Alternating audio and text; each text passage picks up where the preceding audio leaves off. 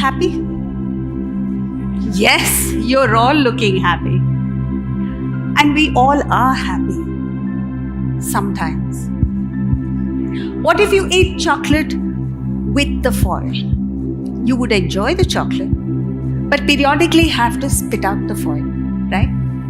Similarly, our happiness is unnecessarily intercepted by bouts of sorrow. Wouldn't it be great if we could just be happy without the intervening pain? So, where is happiness? You believe it's out there in the world, right? But consider this.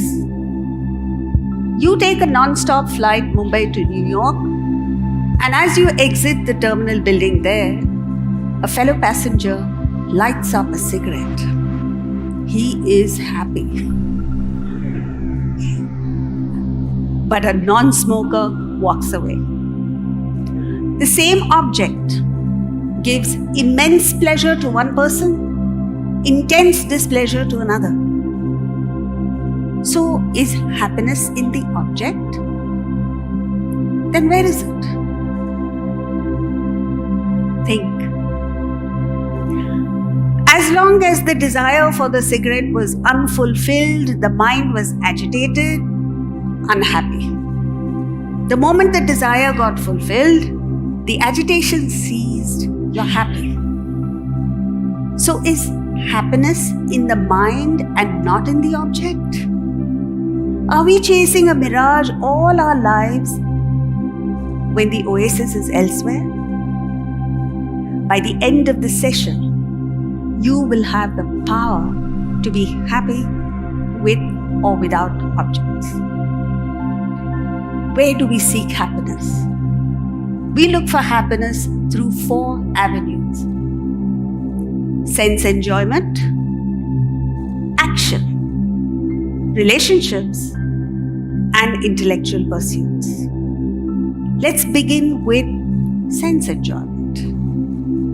You eat the first mango of the season, it's delicious, right? But you keep eating mangoes, the enjoyment diminishes. The more you indulge, the less you enjoy. What's the way out? Then, action. Work. What are you working for? Profit? Paycheck?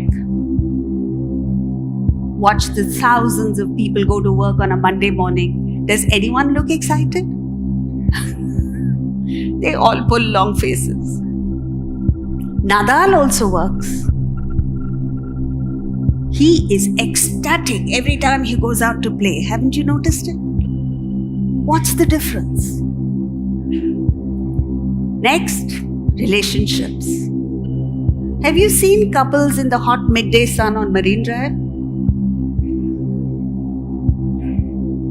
They don't feel the heat or discomfort because they are in love. Emotional thrills are so fulfilling that physical inconveniences don't bother you.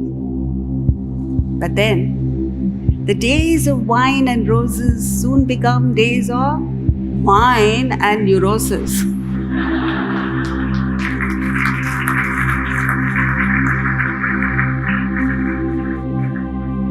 You think the partner is at fault, but is he really to blame? And now, intellectual delights. A young girl wanting a PhD from Harvard gives up the luxuries of a home and walks away from her family. Physical and emotional pain become insignificant when compared to the joy of a doctorate. But is that enough? You always want more. So where does satisfaction lie? Is there a prescription for happiness? Yes. Take a look. Happiness equals number of desires fulfilled divided by number of desires harbored.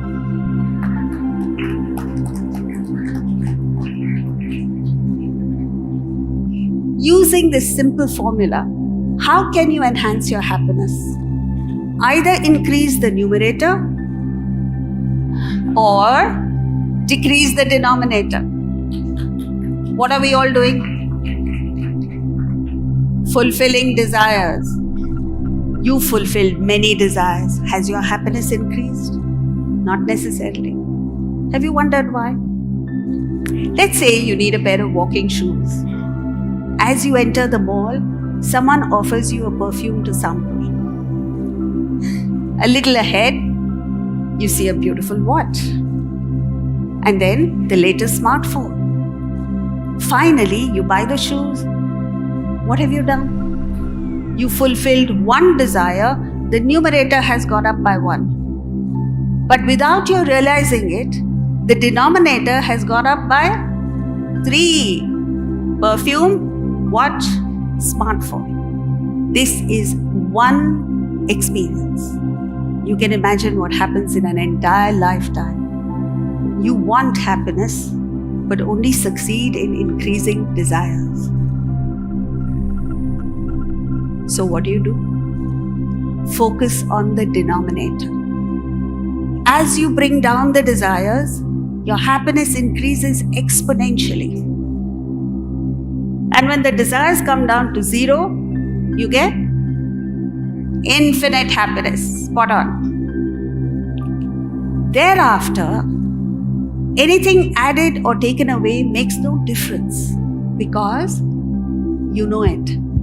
Infinite plus or minus anything is still infinite.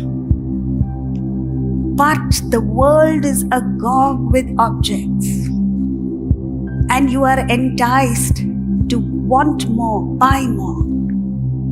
Do you succumb and sink in the quicksand of desire, or do you stand up and opt for happiness? How do you reduce desires? You can't wish them away. The only way is to pick a higher desire. As a child, you were obsessed with toys, right? Do you hanker for them now? Of course not. Did you at any stage take a decision to give up desires for toys? No. Then how did they go? You just grew to more exciting stuff. What is the cause of desire? Where does it come from? When do you feel hungry? When your stomach is empty. If you've just eaten all the goodies outside, you won't even think of food. So, desire comes from emptiness. Thoughts arise in your mind that go out to want objects to fill that emptiness. You fulfill many desires, but that emptiness doesn't go. Have you wondered why? Because it's not real. And this is the most important part which you need to think about. Even as you feel this gnawing sense of void, you are actually full, totally full. You just don't know it. When you don't know you're full, you become a fool.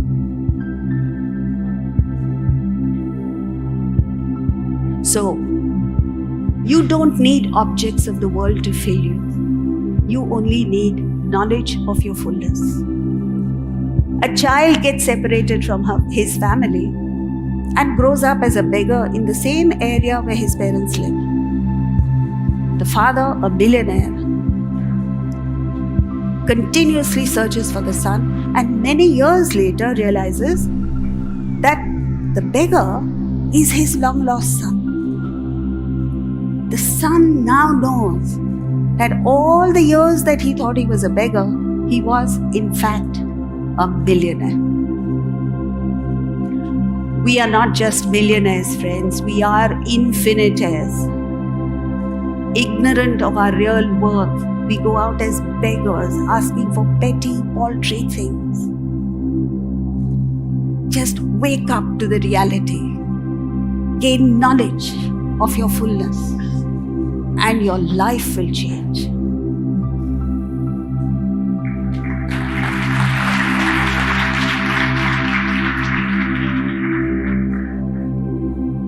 So, where do you begin?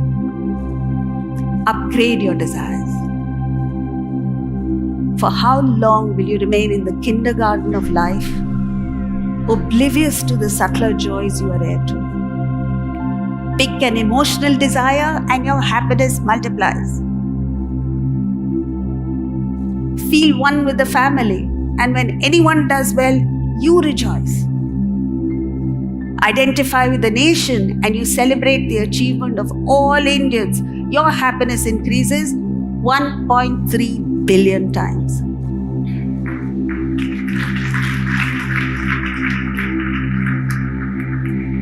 So as you walk out of here, friends, think of adding value to others. Work to make others happy. Only then will you truly be happy. Thank you.